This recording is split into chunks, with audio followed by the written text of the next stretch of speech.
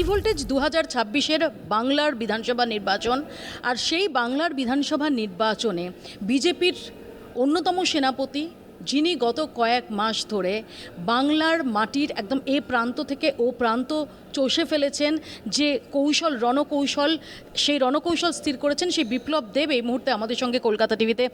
বিপ্লব দা, স্বাগত জানাই আপনাকে কলকাতা টিভিতে। বিপ্লব দা, একদম নির্বাচনের মুখে দাঁড়িয়ে আপনি কতটা আশাবাদী, কতগুলো সিট আপনারা পেতে পারেন?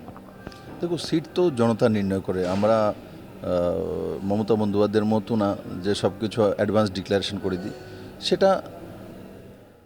এটা আমি বলতে পারি, এবার ইলেকশনটা মানুষ লড়ছে, বিজেপি সাথ দিচ্ছে। 21-এর নির্বাচনটা বিজেপি লড়েছিল, মানুষ সাথ দিয়েছিল। এবার উল্টোটা হয়ে গেছে, মানুষ মুক্তি চাইছে, মানুষ তার ছেলেমেয়ের ডেভেলপমেন্ট চাইছে, বাংলার ঐতিহ্য, বাংলার গৌরব, বাংলার ইকোনমি, এই যে শব্দগুলি বললাম এগুলো চাইছে। কারণ কি, বাংলার মানুষকে এগুলোকে ভুলিয়ে দেওয়া হচ্ছে। এগুলো ভুলিয়ে মারবো, কাটবো, ভেঙে দেবো, গুড়িয়ে দেবো, রাস্তায় বসিয়ে দেবো, এই যে ওয়ার্ডগুলো, এগুলো পশ্চিমবঙ্গের মানুষের সংস্কারের ভাষা নয়, সংস্কারের লাইন নয়। তো সেগুলো দিয়ে পশ্চিমবঙ্গকে মানে ধরে রাখা যায় না, আটকানো যায় না। তো সেটাই এবারে নির্বাচনটা, মানুষ তাদের অধিকার পাওয়ার নির্বাচন, মানুষ তার ছেলেমেয়ের যে সিকিউরিটি পাওয়ার নির্বাচন। আমার পূর্ণ বিশ্বাস পশ্চিমবঙ্গের সমস্ত মানুষ বেরিয়ে এসে ভোট করবেন এবং ডেমোক্রেটিক ওয়েতে নিজেদের মানুষের সরকার হবে।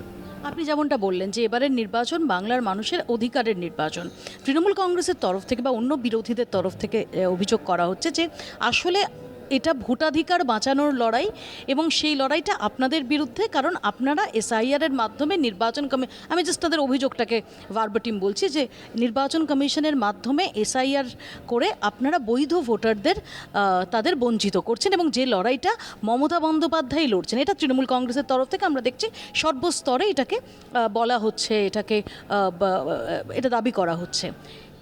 আপনার কি মনে হয় যে এসআইআরের কারণে বা এই যে হয়রানি হয়েছে মানুষের, বা বহু বৈধ ভোটারের নাম ডিলিটেড হয়েছে, এর কোনো নেগেটিভ প্রভাব আপনাদের উপর পড়তে পারে? দেখুন, এসআইআর আমাদের ডিপার্টমেন্ট নয়। আমি মমতা বন্দ্যোপাধ্যায়ের নয় যে সকালে বিকালে আমার ডিপার্টমেন্ট চেঞ্জ করিনি। এসআইআরটা ইলেকশন কমিশনের দায়িত্ব, তার মধ্যে আমাদের পড়া উচিত না। এসআইআর প্রথমবার হচ্ছে না, এটা নির্দিষ্ট প্রসেস, ঠিক। বাকি বাঁচে যেটা উনি চাইছেন যে রোহিঙ্গাদের ভোট করিয়ে দেওয়া আর বর্ডার ফেন্সিং করতে না দেওয়া, 447 কিলোমিটার এখনও খোলা রেখে দিয়েছেন। ওনাকে সুপ্রিম কোর্ট, আমরা বলিনি, সুপ্রিম কোর্ট ডাইরেকশন দিয়ে জমি দাও, বর্ডার ফেন্সিং করতে দাও, দিচ্ছেন না উনি, সুপ্রিম কোর্টের কথা মানছেন না। তো সেটা তো আমরা বলছি না। তো এখন যেটা যে উনি দেশের সিকিউরিটি বোঝেন না, উনি মানে এসআইআর বা ইলেকশন কমিশন মানে এটার মধ্যে ওনার একটাই ভোট ব্যাংক, মুসলিম ভোটটা বোঝেন। ও এখানকার মুসলিম নয়, যারা রাতের অন্ধকারে এসছে অনুপ্রবেশকারী, তাদের ভোটার, তাদেরকে কীভাবে ভোটাধিকার আমরা দেবো? এখানে কেন দেবে?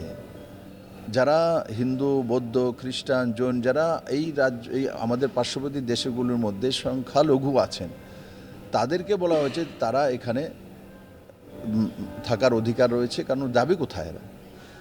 এরা এখানেই থাকবে, এখানেই ভোট করবে। কিন্তু যাদের জন্য পাকিস্তান হয়ে গেছে, বাংলাদেশ হয়েছে, এরা কেন আসবে এখানে? তো মমতা বন্দ্যোপাধ্যায় যে এখানে যে 1951-তে যেখানে 19% মুসলিম ছিল, সেটা হয়ে গেছে 29% মুসলমান।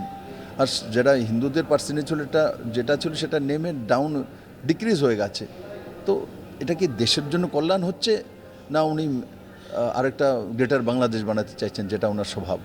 তো সেভাবে উনি না দেশের কথা চিন্তা করছেন, না পশ্চিমবঙ্গের ভদ্রলোকদের কথা চিন্তা করছেন, না মায়েদের কথা, না ছেলেদের কথা, না রোজগারের কথা। এই ভাষাগুলো ওনার ডিকশনারিতে নেই। রোজগার নেই, আনএমপ্লয়মেন্ট, ওনার মানে এদেরকে এমপ্লয়মেন্ট কীভাবে করবে, এই কথাগুলো ওনার মধ্যে নেই। ওনার মধ্যে এটাই যে মারবো, পিটবো, দেখিয়ে দেবো, এই করে নেব, সে ওকে মেরে দেবো, ওকে ফেলে দেবো, ওকে, এই ভাষাগুলো ছাড়া এইগুলো মানুষকে ডিস্ট্রাকটিভ মানসিকতা তৈরি করে, এতে মানুষের লোকসান হয়। পজিটিভ এর সঙ্গে উনি নেই। আর ওনার বিদায় হয়ে গেছে, ওনার সঙ্গে বললে লাভ কি? হয়ে গেছে, উনি কেয়ারটেকার মুখ্যমন্ত্রী। 4 তারিখ রেজাল্ট আসবে, বিদায় হয়ে গেছে। কিন্তু এসআইআরে বেশ কিছু হিন্দু নাম, যার মধ্যে মতুয়া রয়েছে, রাজবংশী রয়েছে, সেই নামগুলোও যে বাদ গেছে, কোথাও কি মনে হয় যে বিশেষ করে মতুয়া সম্প্রদায়ের যে ভোট, সেটা নিয়ে আপনাদের একটু চিন্তার কারণ রয়েছে? আমরা একটু চিন্তা করছি, উনি কোথায় চিন্তা করছেন? উনি তো রোহিঙ্গা নিয়ে চিন্তা করছেন। উনি মতুয়ার সঙ্গে কবে আবার চিন্তা করলেন? উনি তো রাজনীতি করার জন্য রাজনীতি করেন। উনি মতুয়া তো হিন্দু সম্প্রদায়, এদের জন্য ওনার কী চিন্তা? ওনার কোনো চিন্তা নেই। উনি শুধু হিন্দুদের মধ্যে ডিভাইডেশন কীভাবে হবে তার ব্যবস্থা করুন উনি।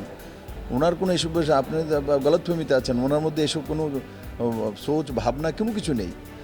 মতুয়া সমাজের জন্য কেউ চিন্তা করছে, নরেন্দ্র মোদী অমিত শাহ বলছে যে ভাই এখানেই থাকবে, তোমাদের নাম এখানেই উঠবে, এদের ব্যবস্থা সিএকে উনি এনেছেন। সিএর তো উনি বিরোধিতা করেছেন।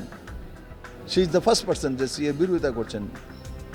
উনি যত মানে ভারতবর্ষের কল্যাণের জন্য যা হবে সবগুলো বিরোধিতা করবেন উনি। উনি থাকতে তো পাকিস্তানের দরকারই নেই। তো কুল মিলিয়ে যেটা হচ্ছে সেটা দেশের জন্য ভালো নয়, সঠিক নয়, এবং মানুষ বুঝে গেছেন ওনার যে বহুরূপিয়া রূপটা। এবার ওনাকে উকিল রূপও দেখে নিয়েছে সুপ্রিম কোর্টে, ডাক্তার রূপও দেখে নিয়েছে, ইঞ্জিনিয়ার রূপও দেখে নিয়েছে। ওনার তো রূপের বাকি নেই। এবার এতদিন কি যেন কোনো না কোনো রূপ নিয়ে নিতেন, এখন আর সব রূপ উনি দেখিয়ে দিয়েছেন। এখন আর কোনো রূপ ধরার ওনার কাছে আর রাস্তা নেই। তো এখন চলে গেছেন যে আমার ঝুঁকি আছে। যার নিজেরই ঝুঁকি আছে সে অন্যের জন্য কি রিস্ক নেবে, কি বাঁচাবে বলো ভাই? আপনি আমাকে জিজ্ঞাসা করুন, যে নিজেই ভয় পাচ্ছে যে আমার জীবনের ঝুঁকি আছে, মানে মানুষকে বেবকুফ বানার জন্য, তো সে অন্যকে কি বাঁচাবে? আমার মা বাবা আমি ছোটো থাকতে বলতো আরে আমি নিজেই পারবো না, কি করব? তাহলে কি বলতে, আমার দিদি বলতে চলো ছেলেটাকে আমাকে দিয়ে দে কোলে, এই তো বলবে না? তো কি বলতে চেয়েছেন উনি? তো এগুলো চলবে না। ওনার বিদায় হয়ে গেছে আর মানুষ মুক্তি চাইছে ওনার কাছ থেকে। উনি ওনার ভাইপোনিকে সুখে থাকুক, শান্তিতে থাকুক, ভালো থাকুক, এটাই আমি ঈশ্বরের কাছে প্রার্থনা করি। বিপ্লবদা, আপনি 10 মাসেরও বেশি সময় একদম সামনে থেকে বাংলার যে বিজেপির রণকৌশল সেটাকে নেতৃত্ব দিচ্ছেন। একটু যদি আমি ডেফিনেটলি আপনার যেগুলো খুব কনফিডেন্সিয়াল স্ট্র্যাটেজিক পয়েন্টস, আমি তো সেগুলো জানতে চাইবো না, তো ওভারঅল কোন জায়গাগুলো আপনার মনে হয়েছে যে যেগুলোর ওপর কাজ করা দরকার এবং যেগুলোতে বেশি করে অ্যাটেনশন দিয়েছেন?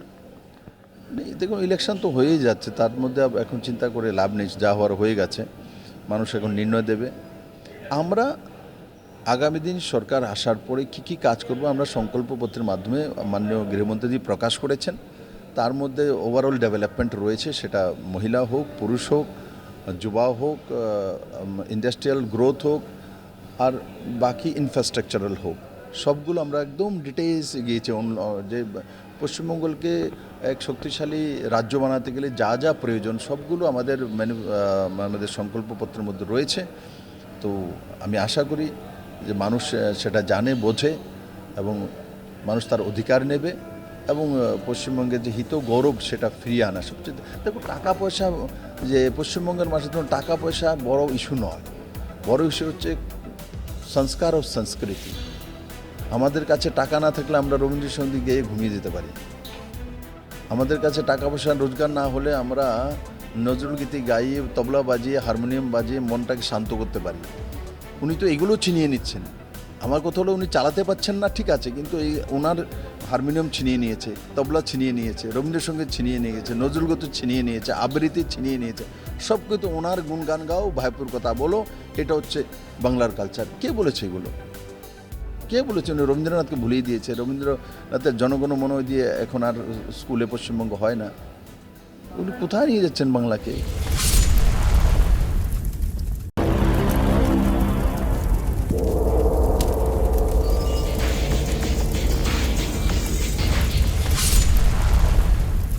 দু 2021-এর বিজেপি আর 2026-এর বিজেপি, তার মধ্যে তফাৎ কি?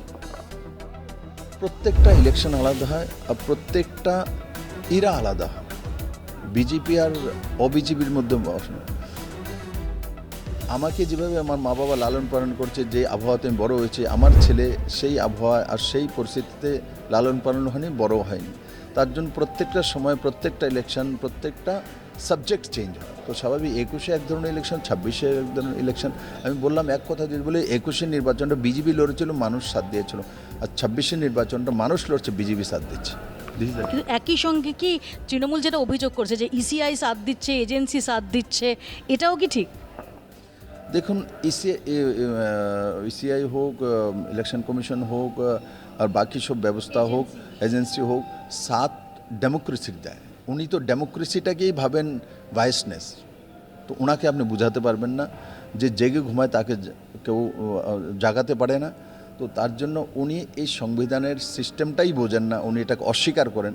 তার জন্য ওনার যে সোচ বা ওনার যে চিন্তা, সেটার মধ্যে আমার মনে হয় আমাদেরকে চিন্তা ভাবনা করা উচিত না। এখন সময় তো শেষ, আর কতদিন আছে? 6-7 দিন কেয়ারটেকার মুখ্যমন্ত্রী আছে, তো তার বিষয়ে চিন্তা কেন করছেন? বাংলার ভবিষ্যতের কথা চিন্তা, এখন ফিউচারের কথা ভাবুন।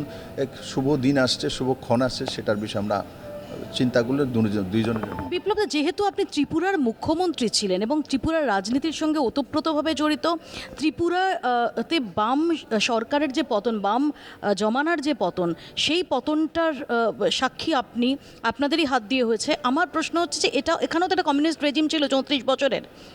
মাঝখানে আমরা যেটা দেখেছি যে বামের ভোট একটা রামে চলে যাওয়ার একটা প্রবণতা দেখা গেছে। এখন আবার দেখা যাচ্ছে যে বেশ কিছু বামেদের মিটিং মিছিলে যে সমস্ত ভিড় হচ্ছে, অনেকেই বামেরা দাবি করছেন যে তারা রিভাইভড হচ্ছেন এবং তারা তাদের ভোটটাকে রিটেন করতে পারবেন বা সেটাকে বাড়াতে পারবেন, তারা আবার ফিরে পাচ্ছেন। আপনার অবজারভেশনটা কি? ত্রিপুরার, পশ্চিমবঙ্গে দুইটা স্টেট দুই দলীয় ব্যবস্থাতে ইলেকশন হয়, অন্য স্টেটের সঙ্গে তার তুলনা না করা। এখানে কখনোই মানে 1-to-1 ইলেকশন হয়, মানে থার্ড পার্টিকে ভোট দেয় না। এটা তাসির, এটা স্বভাব। ও খুব তাড়াতাড়ি পার্টি চেঞ্জ করে না, খুব তাড়াতাড়ি পার্টি চেঞ্জ করবে না, আর খুব মানে থার্ড পার্টির কোনো জায়গা নেই। তো স্বাভাবিকভাবে যেটা আপনি প্রশ্ন করলে তার উত্তর এখানকার সিস্টেমের মধ্যে রয়েছে, এখানে মানসিকতার মধ্যে রয়েছে, এদের স্বভাবের মধ্যে রয়েছে। তো তারা বললেই তো হবে না। যখন কমিউনিস্ট এখানে দুর্দণ্ড প্রতাপে ছিল, তখন এখানে কংগ্রেস অপোজিশনে ছিল, বিজেপির কোনো অস্তিত্বই ছিল না, আমাদের পার্টি ছিল না, তেমন নয়। শ্যামাপ্রসাদ মুখার্জি তো এখানেই জন্ম হয়েছে, ফাউন্ডার তো বিজেপির শ্যামাপ্রসাদ মুখার্জি হয়নি তো, কারণ থার্ড পার্টি জন্ম নিতে পারে না। যখন কমিউনিস্ট শেষ হয়েছে তখন বিজেপি উঠেছে। তো এইগুলো এখন কমিউনিস্টরা যারাই বলছে, যার কাছে শুনে এসছেন, এইগুলো হচ্ছে এই যে প্রলাপ বকছে। কারণ কি অস্বীকার করছে, যখন মানুষ নিজের জায়গা পান না তখন প্রকৃতিকে, ব্যবস্থাকে অস্বীকার করে, যেমন মমতা বন্দ্যোপাধ্যায় করছে। প্রকৃতি ব্যবস্থাকে উনি অস্বীকার করেন। তো যখন মানুষ যাওয়ার সময় হয়, তার কোনো কিছু নেই, ভিত নেই, তখন এইগুলো এই ছোটো ছোটো গল্পগুলো শোনা। তো এইগুলো তো গল্পই দাদির কাছ থেকে শুনেছেন, আমিও শুনেছি আমার দিদিমার কাছ থেকে। তো একদিন শুনবো ওয়ান্স আপন এ টাইম, একদিন এক কমিউনিস্ট ছিল, একদিন এক মমতা বন্দ্যোপাধ্যায় ছিল, এটা তো কাহিনী হয়ে যাবে। তো মমতা বন্দ্যোপাধ্যায়ের অলরেডি রানিং যে প্রকল্পগুলো, লক্ষ্মীর ভাণ্ডার বা রিসেন্টলি ইন্ট্রোডিউস যুবসাথী বা স্বাস্থ্যসাথী, এই সমস্ত কিছুর যে একটা প্রভাব এ যাবৎকালে যা ডিভিডেন্ড উনি পেয়েছেন, আপনার কি মনে হয় যে শুধুমাত্র সংকল্পপত্রে সেই অ্যামাউন্টটা বাড়িয়ে বা আরও কিছু প্রতিশ্রুতি দিয়ে সেটাকে কাউন্টার করা যাবে ভোটের ময়দানে? কিন্তু তবুও একটা ধন্যবাদ ওনাকে দিতে হবে, উনি তো আল্লাহর ভাণ্ডার বানাননি এটাকে। লক্ষ্মীর ভাণ্ডার তো কমসে কম হিন্দু নাম ওটা রেখেছেন, তার জন্য ওনাকে ধন্যবাদ। লক্ষ্মীর ভাণ্ডার রেখেছেন। তো বাকি লক্ষ্মীর ভাণ্ডার হোক আর যাই হোক, সমস্ত স্কিমগুলি থাকবে। আর আমরা সংকল্পপত্রে ঘোষণা করেছি যে আমরা সেটাকে 1,500 জায়গা 3,000 দেবো, যুবকদের 1,500 জায়গা 3,000 দেবো। বাকি সমস্ত কিছু ওভারঅল ডেভেলপমেন্টের যা যা করার সংকল্পপত্র আমরা দিয়ে দিয়েছি। ডিটেলস বলে কোনো লাভ নেই। মানুষ দেখুন পাওয়া থাকা হবে হচ্ছে সেটা পরের কথা, আগে বাঁচার অধিকার চাই সম্মানের সঙ্গে। আমাদের মূল যে আমাদের এটা আমাদের মানসিকতা, আমাদের স্বাভিমান, বাঁচার অধিকার ইজ্জতের সঙ্গে।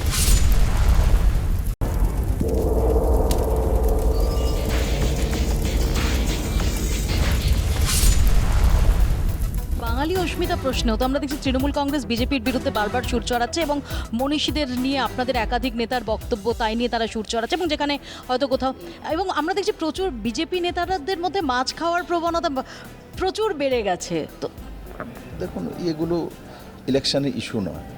ইলেকশনের ইস্যু হচ্ছে সিকিউরিটি, জব, ইনফ্রাস্ট্রাকচার, এডুকেশন। এটাই তো দুর্ভাগ্য। ইলেকশনের ইস্যুটা কী হওয়া উচিত? উনি স্তর কোথায় নিয়ে যাচ্ছেন মানুষকে? স্তরটা কোথায় নিয়ে যাচ্ছে মানুষকে? ওনাকে জিজ্ঞাসা করুন, উনি 15 বছরে কটা কলেজ নাম্বার 10-এ এসছে ভারতবর্ষ? ইউনিভার্সিটির হালত কী? মেডিকেল কলেজে কী হয়? মেয়েদের সুরক্ষার কী হয়েছে? জবের কী হয়েছে? পশ্চিমবঙ্গে তো কটা ছেলে মেয়ে পালিয়েছে ছোট ছোট রোজগারের জন্য। এগুলোকে ডাইলুট করার জন্য উনি একটা পারসেপশন তৈরি করেন, আমি বাঙালি, আমি সবশ্রেষ্ঠতা।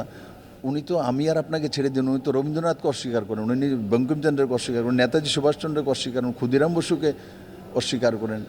তো ওনার সঙ্গে কথা বলে লাভ নেই, সময় বরবাদ করে লাভ নেই, কারণ আমার জীবনের তো মনি ঋষি তো স্বামী বিবেকানন্দী, রামকৃষ্ণ পরমহংস দেবী। তো উনি বললেই তো আমি বলবো না। তো আপনি ভুলে যান এগুলো, ওনার হয়ে গেছে, সূর্যাস্ত হয়ে গেছে। আমি বেশি সময় নেব না, জাস্ট ছোট দুটো প্রশ্ন। এক হচ্ছে, আপনি একটু আগেই বলছিলেন যে অভিষেক বন্দ্যোপাধ্যায় ডিজে বাজবে বলেছে, কিন্তু আপনারা বলছেন যে চৌঠা মের পর রবীন্দ্রসঙ্গীত বাজবে। কিন্তু ত্রিপুরায় যখন লেফট রেজিমের পতন হয়েছিল, তারপর যখন আপনার সরকার ক্ষমতায় আসে, তখন সেখানে মূর্তি ভাঙার মতো ঘটনাও ঘটেছিল। সেটা দেখুন, তখন আমি চিফ মিনিস্টার হইনি, তখন কেয়ারটেকার মুখ্যমন্ত্রী মানিক সরকার ছিল। আমি 9 তারিখ শপথ নিয়েছিলাম, 3 তারিখ রেজাল্ট এসে, রেজাল্ট হওয়ার পরে এই ধরনের একটা ঘটনা ঘটেছে। তারপর পুলিশি ব্যবস্থা হয়েছে এবং যে ড্রজার যে চালিয়েছে তাকে অ্যারেস্টও করা হয়েছে, কারণ তখন ইলেকশন কমিশনের কাছে ছিল। বিপ্লব দেব তার মধ্যে ছিল। বিপ্লব দেব আসার পরে কাউর মূর্তিও ভাঙা হয়নি, কাউকে মার্ডারও করা হয়নি। আমি মুখ্যমন্ত্রী যে 25 বছর লাগাতার কমিউনিস্ট থাকার পরে এসছে পরে মানুষের মধ্যে একটা কমিউনিস্টের ব্যবহারের কারণে এটা মানে ছিল। কিন্তু আমি প্রেস কনফারেন্স করে বলেছি কোনো কার্যকর্তা যাতে কারোর সঙ্গে এই ধরনের ব্যবহার না করে। বিপ্লবদা, আমরা দেখছি যে এই নির্বাচনকে কেন্দ্র করে কোথাও একটা ইন্ডিয়া জোট, বিশেষ করে এই রিসেন্টলি লোকসভায় মহিলা সংরক্ষণ সংশোধনী বিল সেটা পাশ না হতে পারার পর একটা অন্য শেপ নিচ্ছে। যেমন হেমন্ত সোরেন রায় সেখানে প্রচার করছেন, অরবিন্দ কেজরিওয়াল কিছুক্ষণ আগে পোস্ট করেছেন সোশ্যাল মিডিয়ায় যে তিনি মুখ্যমন্ত্রী মমতা বন্দ্যোপাধ্যায়ের সঙ্গে কথা বলেছেন এবং তিনি সলিডারিটি জানিয়েছেন এবং তিনি বলছেন বিজেপি এখানে লুজ করবে। রাহুল গান্ধী তার 23 তারিখের প্রোগ্রাম ক্যান্সেল হয়েছে, অনুমতি পাওয়া যায়নি বলে যদিও বলা হচ্ছে, কিন্তু তিনি কতটা মমতা বন্দ্যোপাধ্যায় অভিষেক বন্দ্যোপাধ্যায়ের বিরুদ্ধে সুর চড়াবেন সেটা নিয়ে একটা প্রশ্ন ঘোরাফেরা করছিল। এরকম একটা প্রেক্ষাপটে দাঁড়িয়ে আপনারা কি মনে করছেন যে কোথাও এই বাংলার ইলেকশনটা কোথাও কি জাতীয় স্তরেও খুব সিগনিফিকেন্ট একটা লড়াইয়ে নিয়ে যেতে চাইছে ইন্ডিয়া জোটভুক্ত শরিক দলগুলো? দেখুন, আপনারা এদের কথায় কেন, আমি দেখেন আমার কাছে বারবার এইসব কথা, নেগেটিভ কথা আমার ভালো লাগে না। আর এরা কোনো সময় ন্যাশনাল পার্টি, কোনো সময় ইন্টারন্যাশনাল পার্টি, এদের কথাবার্তার মধ্যে কোনো ব্যালেন্স নেই, কোনো কিছু নেই। আর পশ্চিমবঙ্গের এই ধরনের কালচার না, পশ্চিমবঙ্গের এই ধরনের মানসিকতা না। পশ্চিমবঙ্গের মানুষ যেটা আজকে চিন্তা করে পুরো ভারতবর্ষ তার পরের দিন চিন্তা করে, এটা হচ্ছে সেই পশ্চিমবঙ্গ। এটার বিষয়ে চিন্তা করুন। তো আমার মনে হয় না যে এই বিষয়ের মধ্যে আমাকে বেশি কিছু বলার, কারণ সূর্যাস্ত হয়ে গেছে। তো এইসব বলে কী লাভ এখানে? আমার লাস্ট প্রশ্ন আপনার কাছে, আমি জানি লাস্ট প্রশ্নটা একটা লাস্ট প্রশ্ন, আমি জানি যে মুখ্যমন্ত্রী কে হবেন সেটা নিয়ে আপনারা উত্তর দেবেন না, বাট আপনি মুখ্যমন্ত্রী ছিলেন একটা রাজ্যের। সুকান্ত মজুমদার, শ্রমিক ভট্টাচার্য, দিলীপ ঘোষ, শুভেন্দু অধিকারী, এদের মধ্যে মুখ্যমন্ত্রী মানে মুখ্যমন্ত্রীর যে কী রেসপন্সিবিলিটিগুলো থাকে, যে কী দায়িত্ববোধগুলো থাকে, তার মধ্যে কোনগুলো কার জন্য আপনার চোখে, আপনার অবজারভেশন কি, যে কার মধ্যে কি আছে? এ রাজ্যে যে নিয়ে এখন মুখ্যমন্ত্রী, কেয়ারটেকার মুখ্যমন্ত্রী, তো মানুষ শুধু ভয় পায় এই ধরনের ইরেসপন্সিবল পার্সোনালিটি বসেছিল। স্বাভাবিকভাবে ভারতীয় জনতা পার্টির উপর ভরসা করতে পারেন, মোদির উপর ভরসা করতে পারেন, হবে তো এক রাষ্ট্রভক্ত নাগরিক ভারতীয় জনতা পার্টির কার্যকর্তাই মুখ্যমন্ত্রী। তার মধ্যে কোন মুখ্যমন্ত্রীর ঘুমটা দেখেন? Thank you very much, thank you.